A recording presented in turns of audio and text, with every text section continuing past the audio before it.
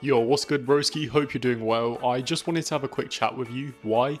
Because today, I'm going to show you how you can make doing hard things easier than scrolling through YouTube. So without further ado, let's dive right into it. That was a dive if you couldn't tell. Anyway, let's just get into it.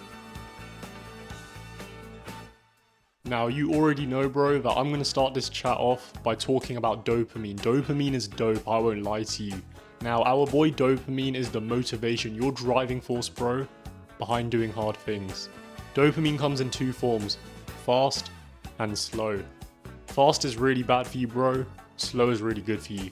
You know, when you have too much fast dopamine, you won't be able to do hard things. It's crazy. You know, fast dopamine is stuff like binge eating pancakes, sleeping in until noon, and watching all 8 episodes of Wednesday in one day. It's crazy.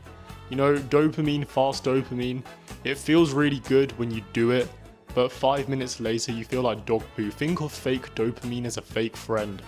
Fast dopamine is fake dopamine, and fast dopamine is a fake friend. Now, slow dopamine is a real one right there. That's my guy.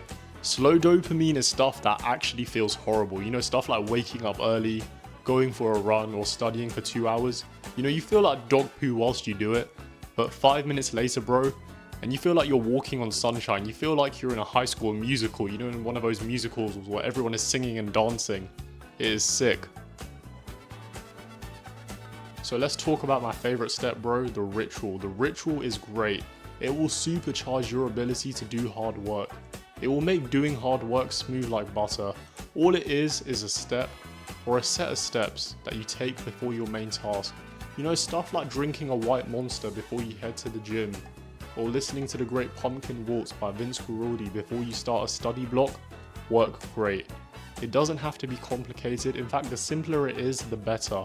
You have to make sure you do it every day, every time, without fail. Having a ritual, bro, essentially transforms hard work from being something that you don't want to do, a chore, into a sacred practice. This makes it less intimidating, which is always a great thing. You know, why would you not want to make hard work less scary? Speaking of making things less intimidating, bro, break them down.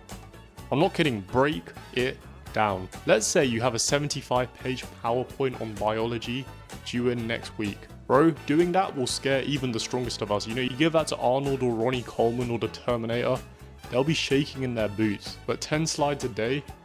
Bro, even a zebra can do 10 slides a day.